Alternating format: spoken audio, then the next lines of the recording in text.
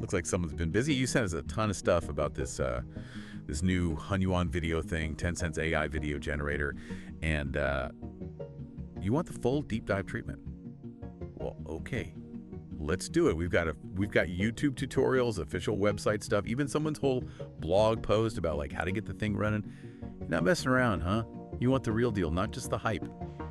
I think we've got the perfect person to like help us break this all down. From what you said, it seems like you're not just curious. You want to know like how good is this AI really, and maybe even how to get your hands on it. Well, I think it's how Tencent's approaching this whole thing. This is a big company, right? A Chinese tech giant, and they're putting this powerful AI model out there, open source.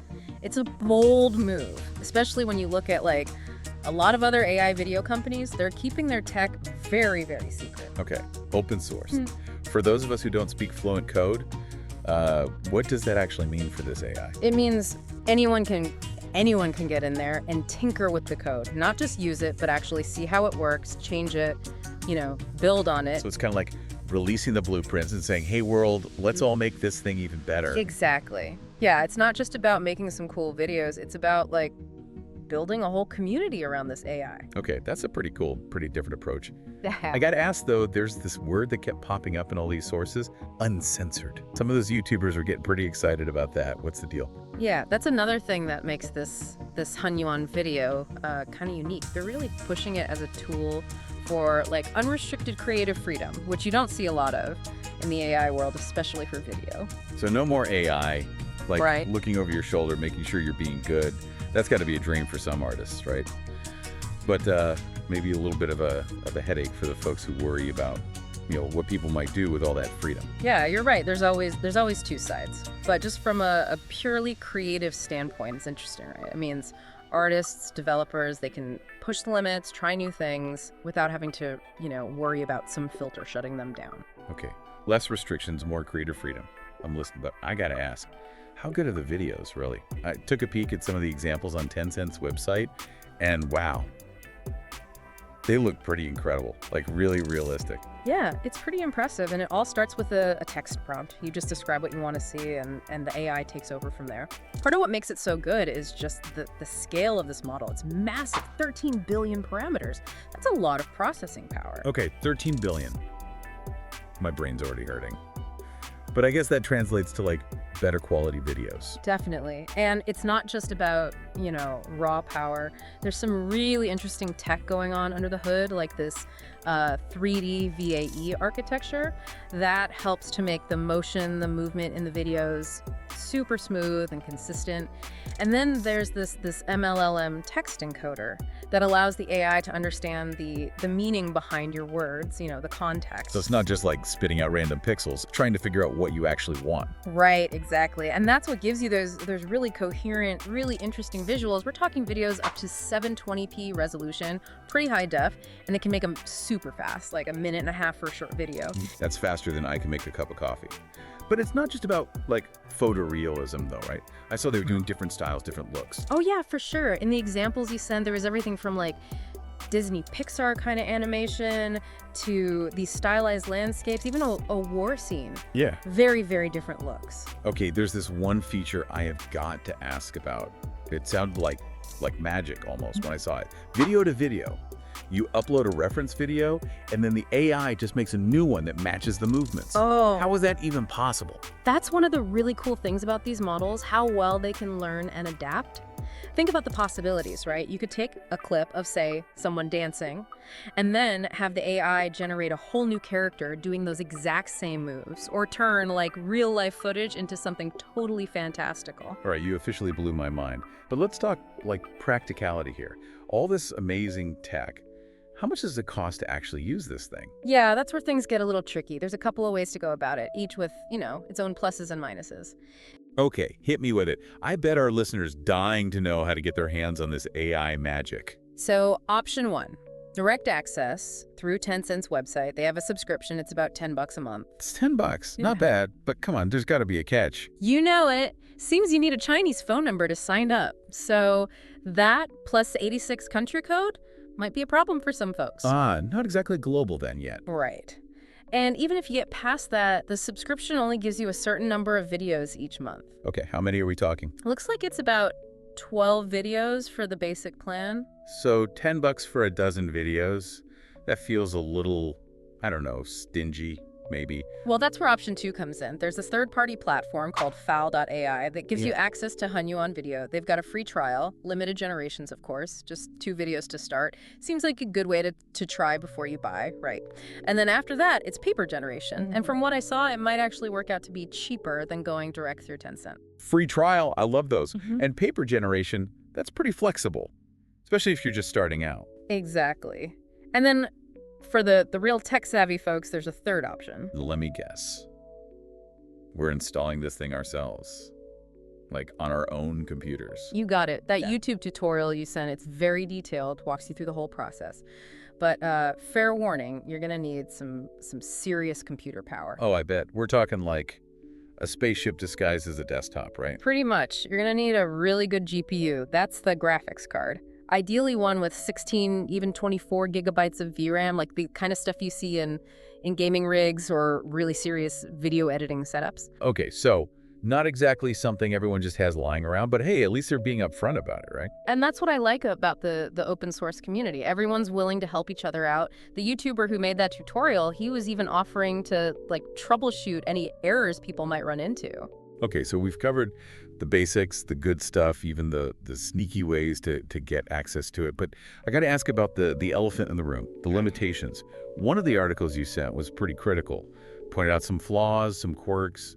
What did you think about that? Well, you're right. No AI is perfect, right? Yeah. And Hunyuan video, it definitely has its weak spots. Lay it on me. What's not so perfect about this AI video wizard? One thing that stood out was it seems to struggle with really fast-paced scenes, really complex scenes, like details getting messed up. There was this example where like soldiers would just disappear in the middle of a battle, and generating text, actual text within the video, still a big challenge for this AI. Oh yeah, the Will Smith eating spaghetti test. I remember that one. Classic. It seems Hunyuan video, at least for now, doesn't really get facial recognition, especially for like famous people. So instead of Will Smith, we get some random dude enjoying his pasta. Not quite the A-lister we were hoping for. Right. What other quirks did you notice? I saw a few weird things like random watermarks popping up in the videos or just like weird glitches. But to be fair, these are problems you see with a lot of AI video models, even the really advanced ones. So it's not just Hunyuan video. It's a bigger problem with the tech itself. Yeah. AI video it's still developing. Nobody's figured out how to make it absolutely perfect yet. Okay, that's fair. So where does Hunyuan video fit in with all the other players in the game? There's Machi, Minimax, Kling. Yeah. How do they all stack up against each other? It's tough to say definitively, which one's best often depends on what you're actually trying to create. But from what I've seen from the tests people have done, Hunyuan video actually holds its own pretty well. Even against some of the commercial models, it seems to be really good at slower scenes with lots of emotion. Ah, our AI's got a sensitive side. Maybe it's a filmmaker at heart. Maybe. But each model has its strengths, right? Minimax, for example, it seems to be really good at action, like really fast-paced stuff, 3D animation, and generating text, which Hunyuan video still struggles with. So Minimax is the action hero. Hunyuan video's the deep thinker, the drama king. I like that. And then there's Kling, which tends to be very, very consistent, very detailed, especially with complex scenes. Kling's the perfectionist, making sure every pixel is just right. But yeah, I get your point. There's no like clear winner in this AI video battle royale. Nope. And on top of that, this whole field is moving so fast, any comparison we make today could be totally different tomorrow. Okay, that's a lot to process. We've talked about the tech, the artistic stuff, even the weird quirks and the legal gray areas.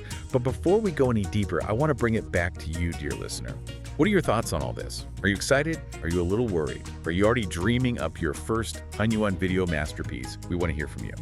But before you go off and create the next viral sensation, we've got one more big topic to cover, so stick around. It's kind of wild to see, right? AI video, it's not just a gimmick anymore. It's actually getting used for, like, real stuff. Yeah, I mean, making a cool video for fun, that's one thing. But when you start thinking about, like, professional uses, that's a whole other ballgame. Totally. And one area where we're seeing a lot of interest is, well, content creation. Oh, yeah, that makes sense. Everyone's trying to, like, grab your attention online these days. All those short videos, TikTok, Reels, YouTube Shorts. Exactly. And for those folks, Hunyuan Video, it could be a game changer. Suddenly anyone can make these really eye-catching videos, even if they don't know the first thing about video editing. You write a prompt, the AI does its thing, and bam, you've got a video ready to share. So it's like having your own personal film crew, just waiting for your instructions. That's pretty wild. But I got to think it's not just about making flashy videos, right? This could actually help people tell better stories. You're getting it. Imagine filmmakers, educators being able to bring their ideas to life without needing a huge budget or a team of, tech experts. It's kind of democratizing, right? Suddenly, anyone can make a really compelling video. And it's not just about the first draft. What about editing? Adding special effects? Well, that's where things get really interesting. One of those articles you sent, it talked about native camera cuts. Yeah. And being able to add special effects just by typing in what you want. Wait, hold on. So I can just type the camera slowly zooms in on the hero's face as fireworks explode behind him, and the AI will do that. That's the idea. Of course, it's still early days, so the results might not always be perfect.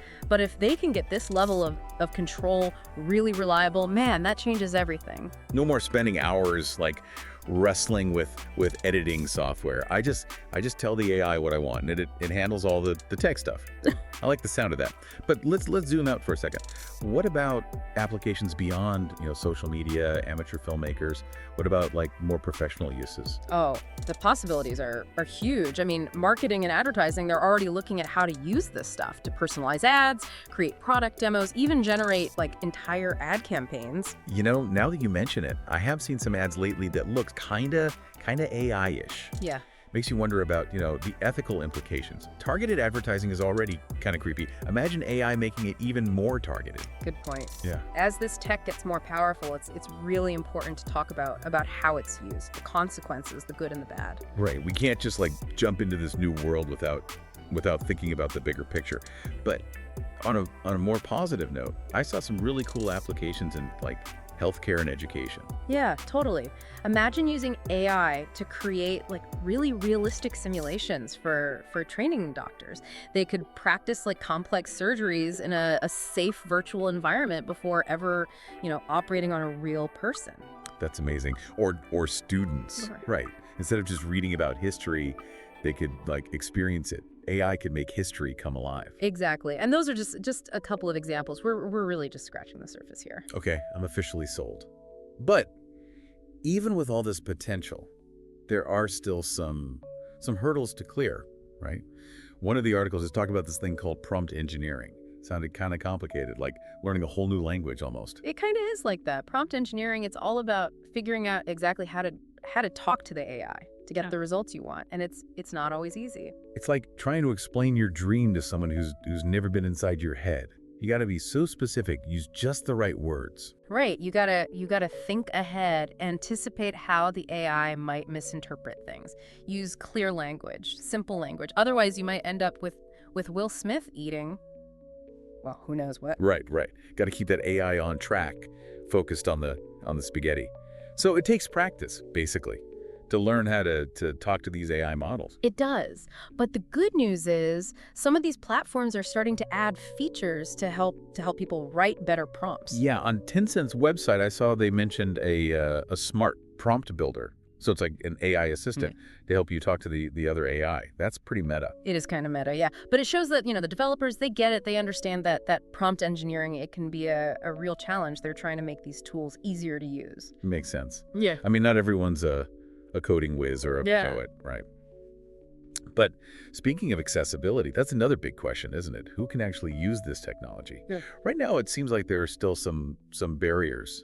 For sure. That whole thing about needing a super powerful computer just to run the AI locally, that's a big obstacle for a lot of people. And even the cloud-based platforms like Fowl.ai, they're not free, right? Nope. Even if each generation is relatively cheap, it can still add up, especially if you're experimenting or creating a lot of videos. So there's a danger of a digital divide where only people with money, with resources can really, really participate in this this AI-powered future. That's a real concern. And it's something we need to think about as this technology keeps developing. How do we make it more accessible for everyone, regardless of their tech skills or how much money they have? One idea I've heard is like different tiers of access. A basic version that's free, maybe with some limitations, and then more powerful paid versions for professionals. That's one way to do it. Another is to invest in cloud-based platforms that are cheaper, easier to use. And then there's the whole open source thing. The more people who are working on these models, improving them, the more likely it is that we'll find solutions to these accessibility problems. Absolutely. The future of AI video, it's not just about the tech itself, it's about how we use it, who gets to use it, and what kind of impact it has on all of us. So listener, what about you? Where do you stand on all this? Are you excited? Are you worried? Are you already like sketching out your first Hunyuan video masterpiece? Yeah. We want to hear from you. But before you go off and create the next viral sensation, there's one more crucial aspect to cover. All right, so we've talked about all the cool stuff Hunyuan Video can do, but before we wrap things up, we got to talk about the less glamorous stuff, the legal side of things, specifically copyright. Yeah, that's a big one, isn't it? I mean, these AI models, they learn by looking at tons of images, tons of videos. So where's the line between like getting inspiration and just straight up copying? That's what I'm wondering. Like if I use this AI to make a video that looks a lot like, say, a Pixar movie, am I in trouble? Am I breaking the law?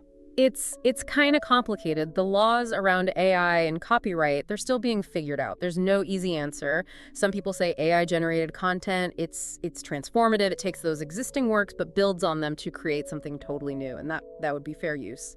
So it's more like the AI is picking up on patterns, styles, but not actually like duplicating them. Right, exactly. It's learning and then using what it learns to make something original. But of course, there's the question of like, what about the original artists? The people whose work was used to train these AI models, don't they have any rights? Yeah, that makes sense. If like my artwork was used to train this AI, shouldn't I have some say in how it's used, maybe even get paid something? Totally valid concerns. And there are people talking about new laws, new rules to deal with all this, like data licensing agreements, where artists could, give permission for their work to be used in these AI training data sets, and then maybe get royalties, a cut of the profits. So kind of like how musicians get paid when their songs are played on Spotify. Yeah, that's the idea. But it's tricky, right? Because AI, it's not just copying, it's learning and creating. So it's harder to say, like, who owns the copyright to these AI-generated things? So is it the person who typed in the prompt? Is it the company that made the AI? Or something else entirely? Nobody really knows yet. It's all up in the air. I guess the main takeaway here is if you're using these tools, you got to be aware of the legal stuff. Yeah. And be careful. So maybe talk to a lawyer before you go selling your AI-generated masterpiece. Probably a good idea, especially since the laws are still changing. It's important to stay informed and be part of the conversation as we figure all this stuff out. Well, folks, we've covered a lot of ground here today. We talked about what Hunyuan Video can do, the amazing stuff, the not so amazing stuff, the legal stuff. It's pretty clear. This technology, it's powerful. It could change everything about how we make videos, how we watch videos. But like they say, with great power comes great responsibility, right?